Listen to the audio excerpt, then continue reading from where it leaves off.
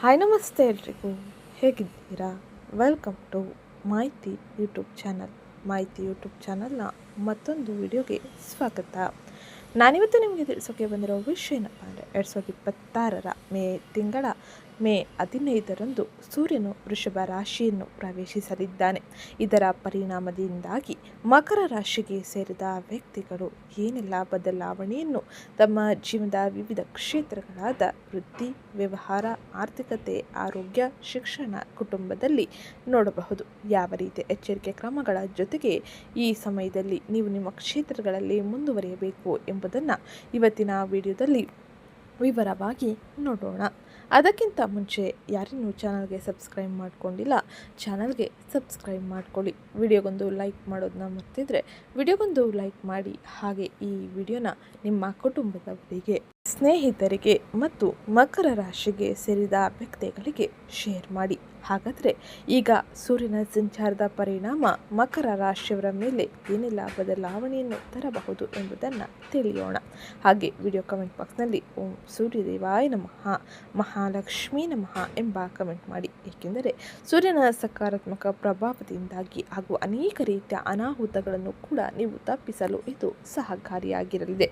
ಜ್ಯೋತಿಷ್ಯ ಶಾಸ್ತ್ರದಲ್ಲಿ ಸೂರ್ಯನ ಸ್ಥಾನವನ್ನು ಬಹಳ ಮುಖ್ಯವೆಂದು ಪರಿಗಣಿಸಲಾಗುತ್ತದೆ. ಏಕೆಂದರೆ ಸೂರ್ಯದೇವನು ಎಲ್ಲ ಗ್ರಹಗಳ ರಾಜ ಎಂದು ಕರೆಯಲಾಗುತ್ತದೆ. ಅವರು ಕೇವಲ ಒಂದು ಗ್ರಹಕ್ಕೆ ಮಾತ್ರವಲ್ಲ, ಇಡೀ ಸೃಷ್ಟಿಗೆ ಜೀವಮೂಲವಾಗಿದ್ದಾರೆ. ತಮ್ಮ ಬೆಳಕು ಮತ್ತು ಶಕ್ತಿಯಿಂದ ಜಗತ್ತನ್ನು ಜೀವಂತವಾಗಿರಿಸುತ್ತಾರೆ. ಹಾಗೆ ಸೂರ್ಯನನ್ನು ಆರೋಗ್ಯ, ಆತ್ಮವಿಶ್ವಾಸ, ಪ್ರತಿಷ್ಠೆ, ಚೈತನ್ಯದ ಸಂಕೇತವೆಂದು ಪರಿಗಣಿಸಲಾಗುತ್ತದೆ. ಆದ್ದರಿಂದ ಸಂಕ್ರಾಂತಿ ಎಂದು ಕರೆಯಲ್ಪಡುವ ಸೂರ್ಯನ ರಾಶಿಚಕ್ರ ಚಿಹ್ನೆಯ ಬದಲಾವಣೆಯು ಪ್ರತಿಯೊಂದು ವ್ಯಕ್ತಿಯ ಜೀವನದ ಮೇಲೆ ಖಂಡಿತವಾಗಿಯೂ ಒಂದಲ್ಲ ಒಂದು ರೀತಿಯಲ್ಲಿ ಪರಿಣಾಮವನ್ನು ಬೀರಲಿದೆ.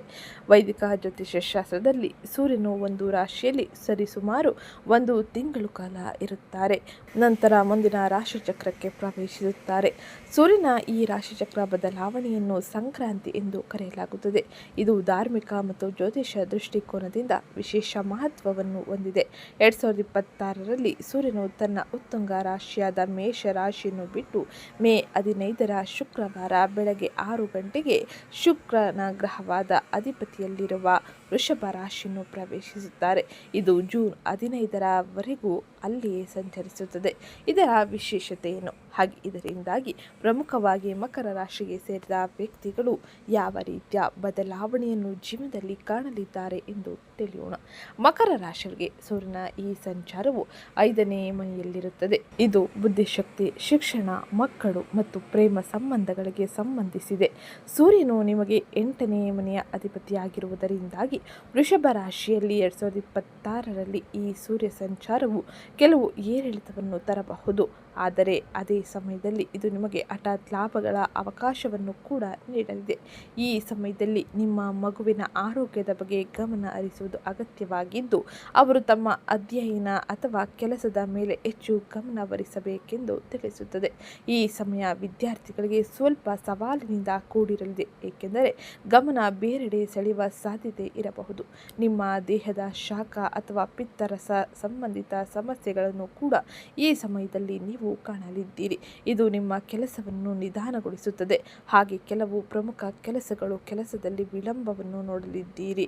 ಹಾಗೆ ಇದು ನಿಮಗೆ ಸ್ವಲ್ಪ ನಿರಾಶೆಯನ್ನು ಕೂಡ ತರಲಿದೆ. ನಿಮ್ಮ ಕೆಲಸವನ್ನು ಬದಲಾಯಿಸುವುದರ ಬಗ್ಗೆ ಯೋಚಿಸಬಹುದು.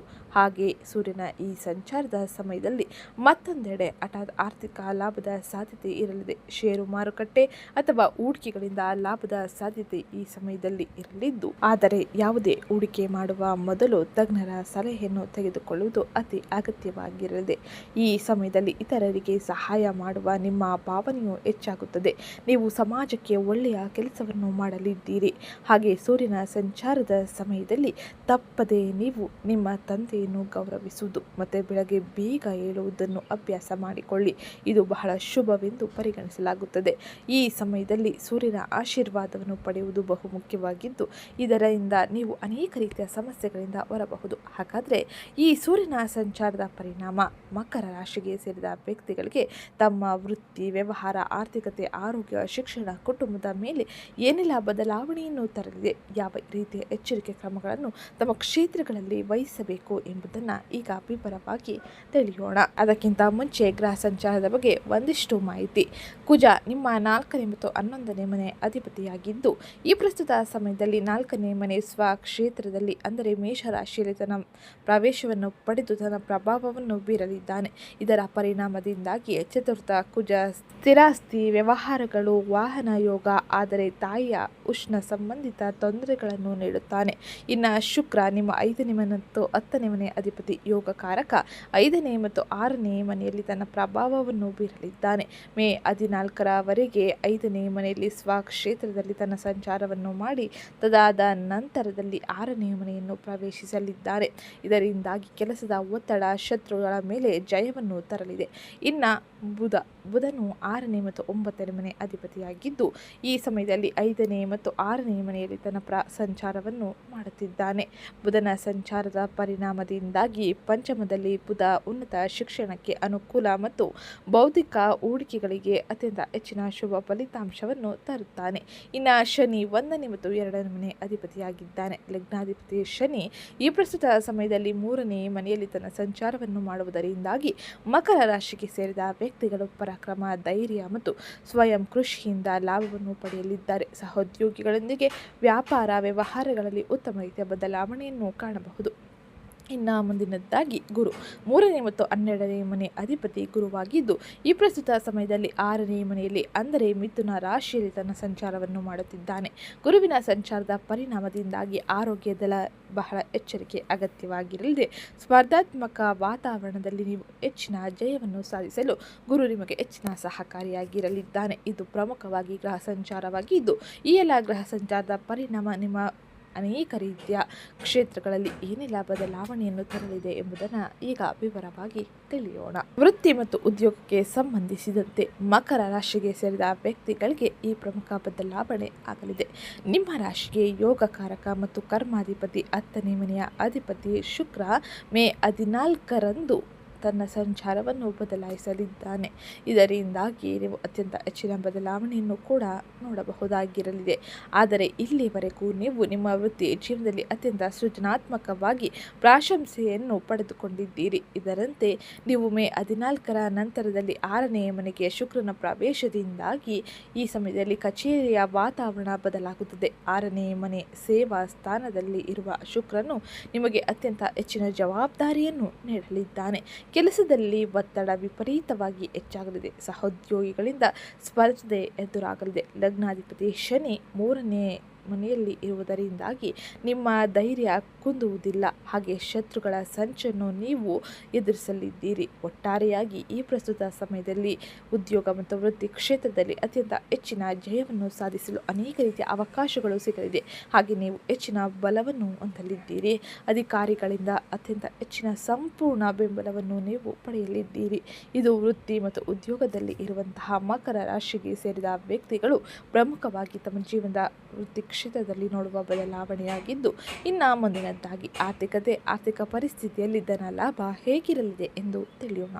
ಆರ್ಥಿಕ ಸ್ಥಾನದಲ್ಲಿ 2ನೇ ಮನೆಯಲ್ಲಿ ರಾಹುವಿನ ಸಂಚಾರದಿಂದಾಗಿ ಅನಿರೀಕ್ಷಿತ ಖರ್ಚುಗಳು ಬರುತ್ತದೆ.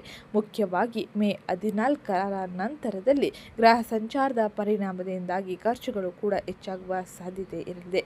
ಹೂಡಿಕೆಗಳಲ್ಲಿ ಅಥವಾ ಬಜೆಟ್ ನಿರ್ಮಾಣ ಮಾಡುವಾಗ ಬಹಳ ಎಚ್ಚರಿಕೆ ಅತಿ ಅಗತ್ಯವಾಗಿರಲಿದೆ. ಮೇ 11ರಿಂದ ಕುಜ 11ನೇ ಮನೆಯನ್ನು ಪ್ರವೇಶಿಸಿರುವುದರಿಂದಾಗಿ ನೀವು ಅತ್ಯಂತ ಬಲವನ್ನು ಹೊಂದಲಿದ್ದೀರಿ.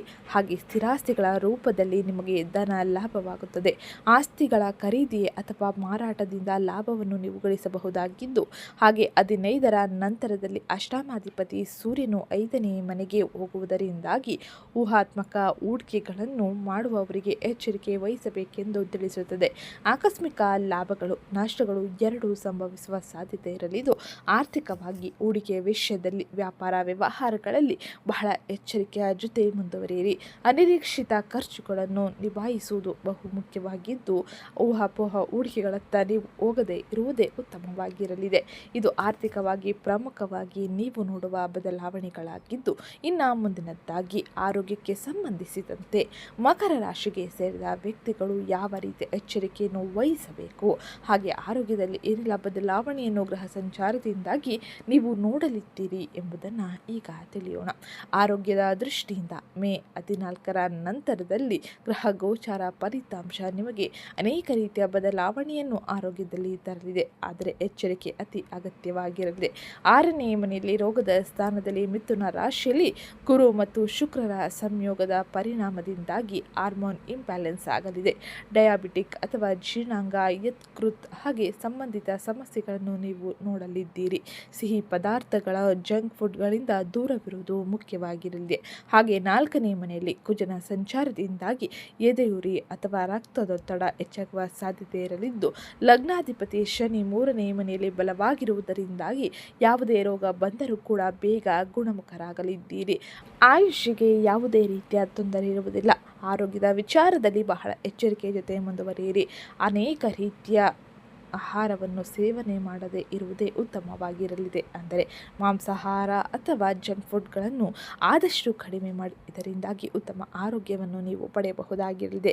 ಸಾಕಷ್ಟು ನೀರು ಸೇವಿಸಿ, ವಾಕಿಂಗ್ ಹಾಗೆ ಯೋಗ ಧ್ಯಾನದಂತಹ ಚಟುವಟಿಕೆಗಳನ್ನು ನಿಮ್ಮ ದಿನಚರಿಯಲ್ಲಿ ಅಳವಡಿಸಿಕೊಳ್ಳಿ. ಇದು ಅತ್ಯಂತ ಹೆಚ್ಚಿನ ಶುಭ ಫಲಿತಾಂಶವನ್ನು ಬದಲಾವಣೆಯನ್ನು ತರಲಿದೆ. ಇನ್ನು ಮುಂದಿನದ್ದಾಗಿ ಕುಟುಂಬ ಮತ್ತು ವೈಯಕ್ತಿಕ ಸಂಬಂಧಗಳಿಗೆ ಸಂಬಂಧಿಸಿದಂತೆ ಗ್ರಹ ಗೋಚಾರ ಫಲಿತಾಂಶ ನಿಮಗೆ ಏನನ್ನು ಸೂಚಿಸಲಿದೆ ಎಂಬುದನ್ನು ತಿಳಿಯೋಣ. ಅದಕ್ಕಿಂತ ಮುಂಚೆ ಯಾರೇನೋ ಚಾನಲ್ಗೆ ಸಬ್ಸ್ಕ್ರೈಬ್ ಮಾಡ್ಕೊಂಡಿಲ್ಲ, ಚಾನಲ್ಗೆ ಸಬ್ಸ್ಕ್ರೈಬ್ ಮಾಡ್ಕೊಳ್ಳಿ. ವಿಡಿಯೋಗೊಂದು ಲೈಕ್ ಮಾಡೋದನ್ನ ಮರಿಬೇಡಿ. ಗೃಹ ಸ್ಥಾನವಾದ 4ನೇ ಮನೆಯಲ್ಲಿ ಮೇಷ ರಾಶಿಯಲ್ಲಿ ಕುಜನ ಸಂಚಾರದ ಪರಿಣಾಮವು ಹಾಗೆ ಈ ಸಮಯದಲ್ಲಿ ಸೂರ್ಯನ ಸಂಚಾರದ ಪರಿಣಾಮದಿಂದಾಗಿ ಮನೆಯ ವಾತಾವರಣ ಸ್ವಲ್ಪ ಬಿಸಿಯಾಗಿರಲಿದೆ. ಅಹಂಕಾರದ ವಾಗ್ವಾದಗಳು, ಮುಖ್ಯವಾಗಿ ತಾಯಿಯೊಂದಿಗೆ ಅಥವಾ ಕುಟುಂಬದ ಹಿರಿಯರೊಂದಿಗೆ ಭಿನ್ನಾಭಿಪ್ರಾಯಗಳು ಕೂಡ ಬರುವ ಸಾಧ್ಯತೆ ಇರಲಿದೆ. ಅವರ ಆರೋಗ್ಯಕ್ಕೆ ವೈದ್ಯಕೀಯ ಖರ್ಚುಗಳು ಕೂಡ ಬರಬಹುದು. 2ನೇ ಮನೆಯಲ್ಲಿ ರಾಹು ಇರುವುದರಿಂದಾಗಿ ನಿಮ್ಮ ಮಾತು ಕಠಿಣವಾಗದಂತೆ ಕಾಣಲಿದೆ. ಹಾಗಾಗಿ ಮಾತನಾಡುವಾಗ ಬಹಳ ಎಚ್ಚರಿಕೆ ಅತಿ ಅಗತ್ಯವಾಗಿರಲಿದೆ. ಹಾಗೆ 5ನೇ ಮನೆಗೆ ಪ್ರವೇಶಿಸುವ ಸೂರ್ಯನಿಂದಾಗಿ ಸಂತಾನ ಸ್ಥಾನಕ್ಕೆ ಪ್ರವೇಶವನ್ನು ಮಾಡುವ ಸೂರ್ಯನು ನಿಮಗೆ ಮಕ್ಕಳ ಓದು, ಭವಿಷ್ಯದ ಬಗ್ಗೆ ಪ್ರಮುಖ ನಿರ್ಧಾರಗಳನ್ನು ತೆಗೆದುಕೊಳ್ಳಲು ಅನೇಕ ರೀತಿಯ ಅವಕಾಶಗಳನ್ನು ನೀಡಲಿದ್ದಾನೆ. ಬಹಳ ಎಚ್ಚರಿಕೆ ಇರಲಿ. ಎಚ್ಚರಿಕೆಯೊಂದಿಗೆ ಮುಂದುವರಿಯಿರಿ. ಅವರ ಬೆಳವಣಿಗೆಯತ್ತ ಗಮನ ಹರಿಸಿ. ಇದು ನಿಮಗೆ ಕುಟುಂಬದಲ್ಲಿ ಬರುವ ಅನೇಕ ರೀತಿಯ ಸಮಸ್ಯೆಗಳನ್ನು, ಭಿನ್ನಾಭಿಪ್ರಾಯಗಳನ್ನು ದೂರ ಮಾಡಿಕೊಳ್ಳಲು ಹೆಚ್ಚಿನ ಸಹಕಾರಿಯಾಗಿರಲಿದೆ. ಇನ್ನು ಮುಂದಿನದ್ದಾಗಿ ಸ್ವ ಉದ್ಯೋಗ, ವ್ಯಾಪಾರ ವ್ಯವಹಾರವನ್ನು ಮಾಡುತ್ತಿರುವ ಮಕರ ರಾಶಿಗೆ ಸೇರಿದ ವ್ಯಕ್ತಿಗಳು ಪ್ರಮುಖವಾಗಿ ಏನೆಲ್ಲ ಬದಲಾವಣೆಯನ್ನು ಈ ಪ್ರಸ್ತುತ ಸಮಯದಲ್ಲಿ ನೋಡಲಿದ್ದಾರೆ ಎಂಬುದನ್ನು ನಾವು ತಿಳಿಯೋಣ. ಸ್ವ ಉದ್ಯೋಗಸ್ಥರಿಗೆ ಈ ಸಮಯ ಅತ್ಯಂತ ಹೆಚ್ಚಿನ ಶುಭದಾಯಕವಾಗಿರಲಿದೆ. ಅತ್ಯಂತ ಹೆಚ್ಚಿನ ಲಾಭವನ್ನು ತಂದುಕೊಡಲಿದೆ. ಈ ಮೇ ತಿಂಗಳಿನಲ್ಲಿ ರಿಯಲ್ ಎಸ್ಟೇಟ್ ಅಥವಾ ಆಟೋಮೊಬೈಲ್ ಕ್ಷೇತ್ರದಲ್ಲಿ ಅದ್ಭುತ ಲಾಭವನ್ನು ಮಕರ ರಾಶಿಗೆ ಸೇರಿದ ವ್ಯಕ್ತಿಗಳು ಪಡೆಯಬಹುದಾಗಿರಲಿದೆ. ಮೇ 11ರಂದು ಲಾಭ ಮತ್ತು ಚತುರ್ಥಾಧಿಪತಿ ಕುಜನು 4ನೇ ಮನೆಗೆ ಅಂದರೆ ಮೇಷ ರಾಶಿಗೆ ಸ್ವಕ್ಷೇತ್ರಕ್ಕೆ ಪ್ರವೇಶವನ್ನು ಹೊಂದಿರುವುದರಿಂದಾಗಿ ಭೂಮಿ, ಅಪಾರ್ಟ್ಮೆಂಟ್ ಹಾಗೆ ಇನ್ನಿತರ ಕ್ಷೇತ್ರದಲ್ಲಿ ಕೆಲಸ ಮಾಡುವವರಿಗೆ ಕಾಸಿನ ಮಳೆಯೇ ಸುರಿಯಲಿದೆ. ಕಲೆ, ಮೀಡಿಯಾ, ಡಿಸೈನಿಂಗ್ ಅಂದರೆ ಶುಕ್ರ ಕಾರಕತ್ವದಲ್ಲಿ ನೀವು ಕೆಲಸ ಮಾಡುತ್ತಿದ್ದರೆ ಈ ಪ್ರಸ್ತುತ ಸಮಯದಲ್ಲಿ ಅತ್ಯಂತ ಹೆಚ್ಚಿನ ಶುಭ ಫಲಿತಾಂಶವನ್ನು ಪಡೆಯಲಿದ್ದೀರಿ. ಹಾಗೆ ಅನೇಕ ರೀತಿಯ ಅವಕಾಶಗಳು ನಿಮ್ಮನ್ನು ಹುಡುಕಿ ಬರಲಿದೆ. ನೀವು ಈ ಸಮಯದಲ್ಲಿ ಉದ್ಯೋಗದಲ್ಲಿ, ಸ್ವಕ್ಷೇತ್ರದಲ್ಲಿ ಅತ್ಯಂತ ಹೆಚ್ಚಿನ ಜಯವನ್ನು ಸಾಧಿಸಲಿದ್ದೀರಿ.